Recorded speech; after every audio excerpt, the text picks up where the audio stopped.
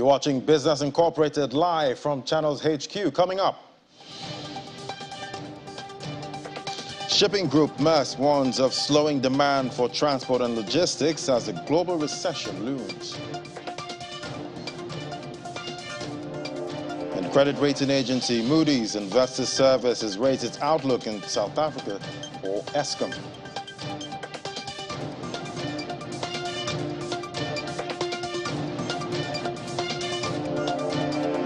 And trade exchange between Egypt and Arab countries increased by 19% in the first half of 2022. Hello, welcome to the program. I'm Ladi Williams. Let's kick off with market numbers now, starting in Africa. Well, it's mostly negative with NGX down again, 0.17% at intraday, following the bearish trend we saw yesterday. South Africa there up 0.19%. Let's look at other parts there. Look at Egypt there. It's down 1.19%, and Kenya closing negative again in Tuesday's trading session. So we're still seeing negative sentiment in Africa. Let's move over to Middle East now. We see the Middle Eastern countries there. Talking about Abu Dhabi in the UAE, we see Abu Dhabi there down 0.12%. Dubai, 3,349 points, up 0.52%. Other parts we track, Saudi Arabia also down almost 1%, and Qatar there in the green up 0.29%. So we're seeing a squarely mixed sentiment there in the Middle East. Let's move over to Europe now, where more figures show Europe is succeeding in cutting back on enough energy to get the continent through winter, with Russia turning off the taps for supplies. There's a dark side to the story. For more now, let's talk to Ben Fajalin there, right there in Berlin. Great to have you, Ben. So what are the numbers and what's the backstory? Well, demand for natural gas and electricity both fell last quarter. German industry cut its gas consumption by nearly a fifth last month. But the drop isn't just because businesses and households are turning down the heating. Companies are shutting down plants permanently in some cases. Now, Kate was chatting to you guys about the German chemicals giant BASF yesterday, and she mentioned it's scaling back production because of losses, which is saving energy, but it's also risking Europe's reputation as a place to do business. Industrial bosses say if gas prices stay high for the next few years, industry investment could be directed to places with lower energy prices. So the United States, for example, and its abundance of cheap shale energy. But it's not just high energy costs, it's also slow growth and over-regulation that's putting off investors here. The state support that Germany is giving companies to deal with the higher costs at the moment is only a quick fix. The chemical supplier BASF is looking more and more to a major investment drive in China. The European Chemical Industry Council also says that Europe became a net importer of chemicals for the first time ever this year. The International Fertilizer Association says over half of European ammonia production has shut and been replaced by imports. Also a negative trend. What would be good, of course, for us and the planet is if all these manufacturers started ditching fossil fuels for renewables, but the continent will have to boost its renewables capacity first, and critics say that's not happening fast enough. Yeah, so much to do on the energy front there. But bring us the latest, we got the latest trade figures. Bring us up to speed on what it looks like. This is all pointing to a real slowdown, exports falling and imports sliding in the EU. Same for the bloc's biggest economy, Germany. Here the dip in exports in September was unexpected, decreasing 0.5% on the month. Imports fell more than forecast, down by more than 2%. Most imports came from China, Germany's single biggest trade partner, which saw a 5% increase on the month in September. German Chancellor Olaf Scholz is heading to China this week. Analysts will be watching his trip very closely for clues on how serious Germany is about reducing its economic reliance on the rising superpower. Funnily enough, an IFO Institute survey this week showed sentiment among German exporters rose slightly in October, but the overall situation is tricky due to volatile energy markets and a weak global economy, of course. All right, but how are the markets looking in Europe? Quite mixed, although Europe was gravitating toward the upside in early morning trading. Oil prices were gaining again. Again, that doesn't bode well for producers here. The crude price is rising on speculation of a gradual easing of the zero-COVID policy in China. Of course, a huge boost in consumption could be set to come from the world's #2 economy as it opens up to the world again. The question, though, is how open the Chinese will want to be after becoming so self-sufficient for so long. All right, thank you so much. That was Ben Frageline with the details from Berlin. All right, let's move on now to the UK. We have Juliana standing by right there. Great to have you, Juliana. So strike woes again. Royal Mail workers are told that 2 48-hour strikes to coincide, and it looks like it's going to affect Black Friday. Yeah, that's absolutely right. Good afternoon, Laddie. Black Friday, Cyber Monday, 2 really big shopping events, not just for consumers, but of course for retailers alike, but particularly Cyber Monday, which comes after Black Friday. That's mainly a time when you get lots of online technology deals. And I suppose that's the reason why Royal Mail workers, represented by the Communication Workers Union, which looks after about 115,000 staff within the group, have decided to choose those days as their striking days. So there are going to be 2 48-hour strikes on November 25th, 26th and November 30th and December 1st. And this, of course, is all about the row that's ongoing between union bosses and Royal Mail bosses. Now, according to Royal Mail, they are losing about £1 million per day, which is a lot of money.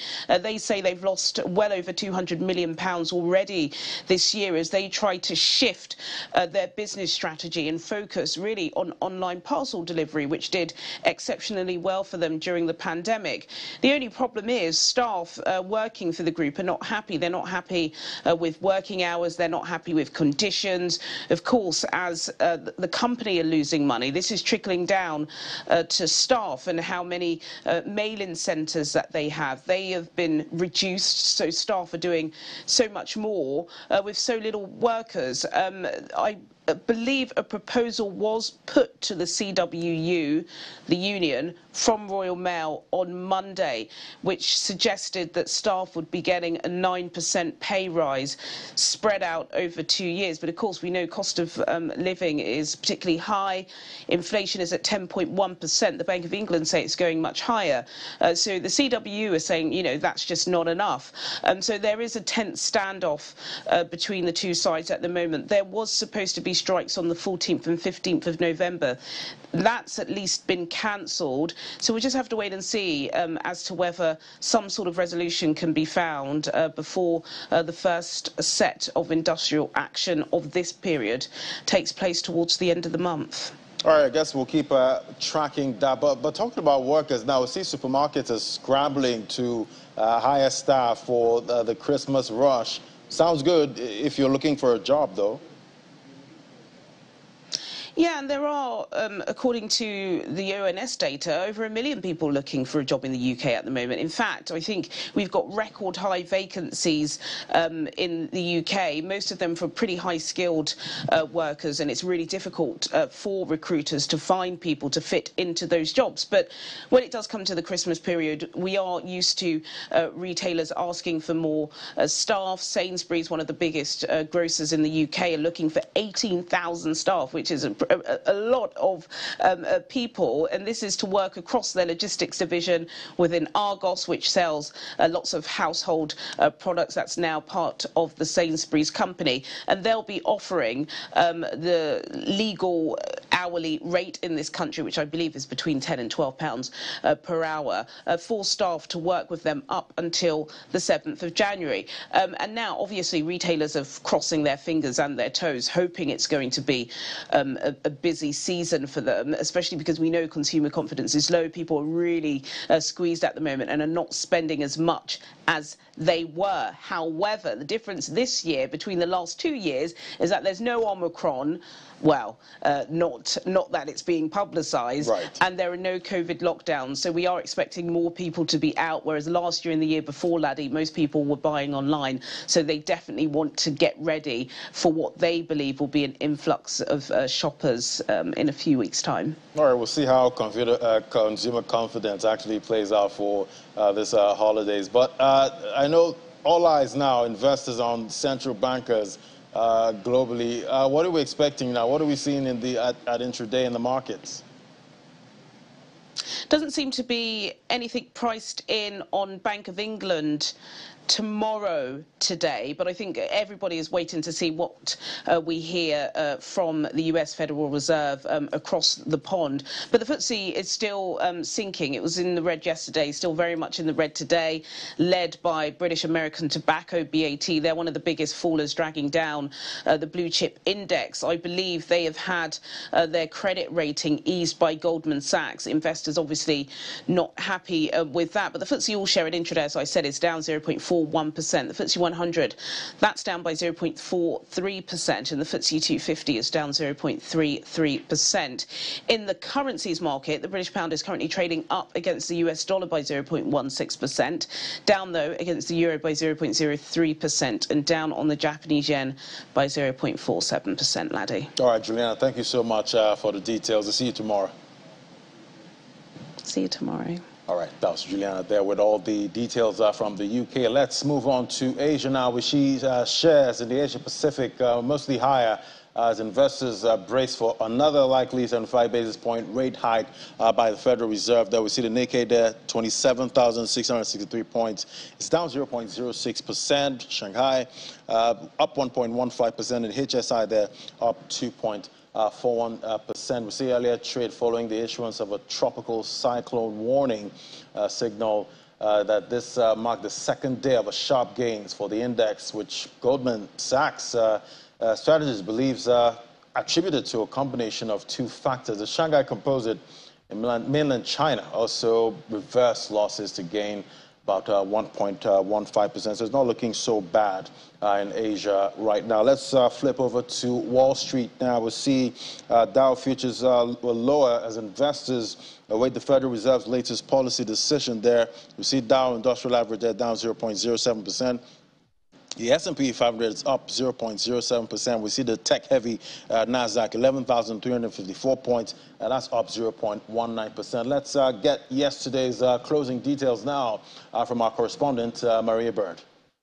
The U.S. stock market closed lower on Tuesday, as many investors are concerned about the Wednesday meeting with the Federal Reserve Bank.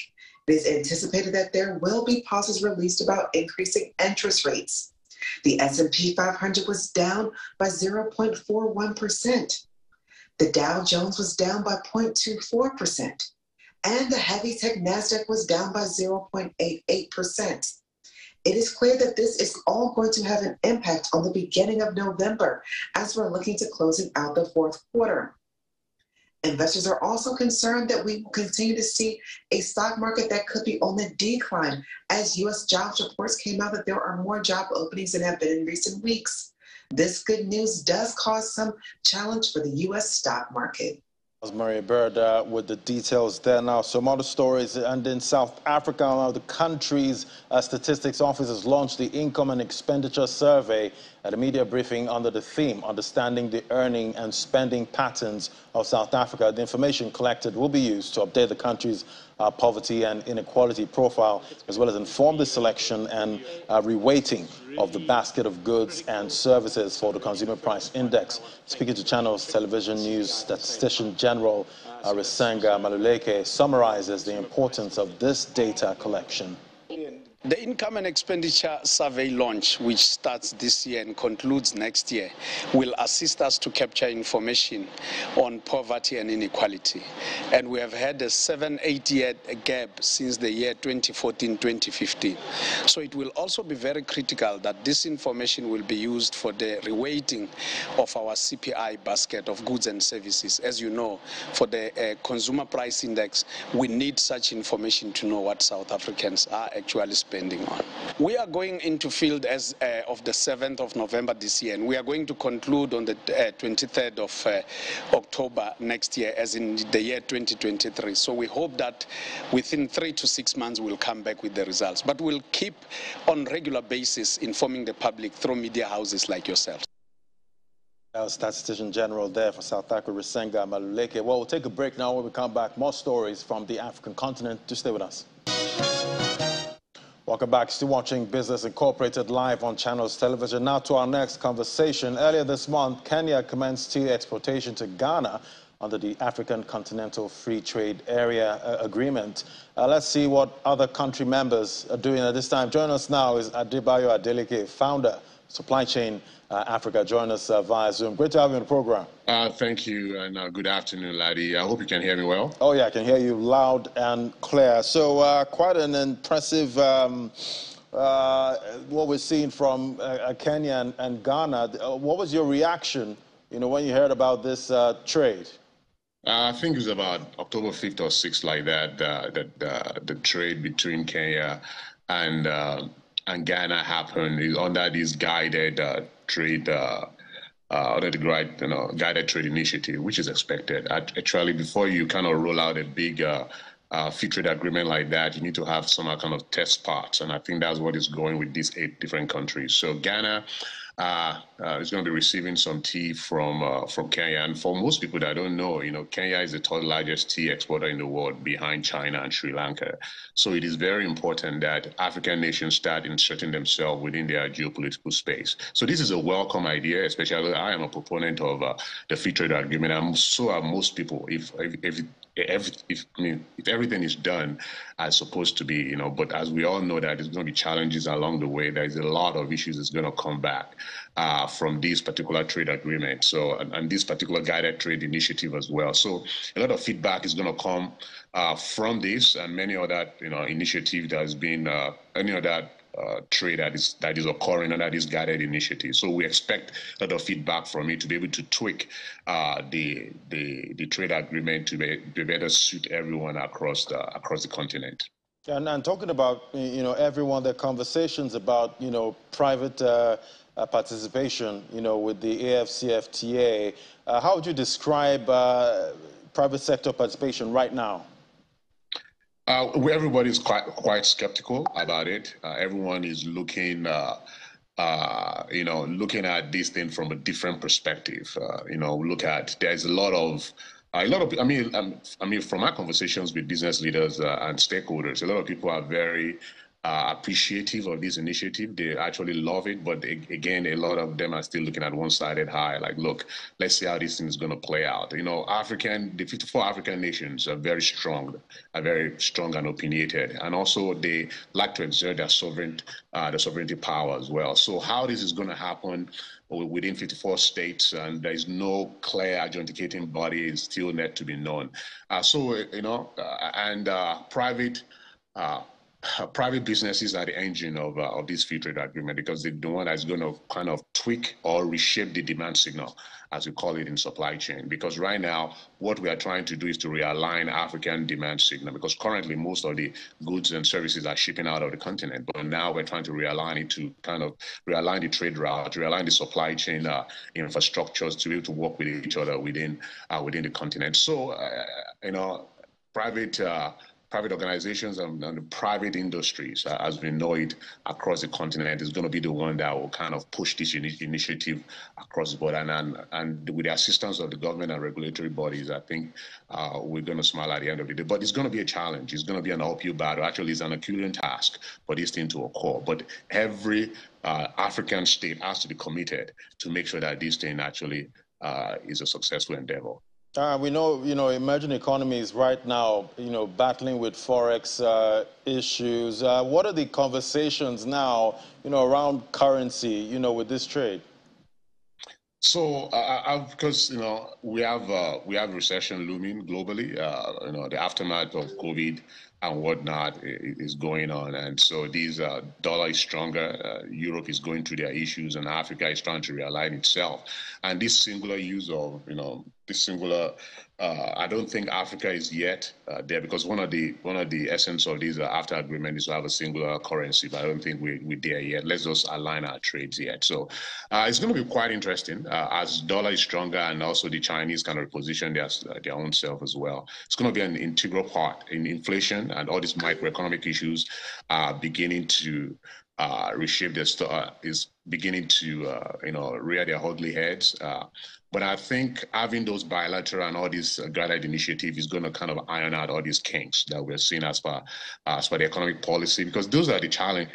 Is going to happen, because also what are the effect of the local industry as well? Because if they bring in all these non-tariffs ideas that are coming in, I mean, all these non-tariffs initiatives are within all these countries. How are they going to counter these guided, trade initiatives? So all these things are yet to be seen. And to be honest with you, I've yet to have a clear picture of how the currency is going to actually have a huge factor here, because I believe that between those two countries, they should be able to come up with an initiative and an agreement. But all this thing has to do with the procurement instrument, the banking industry.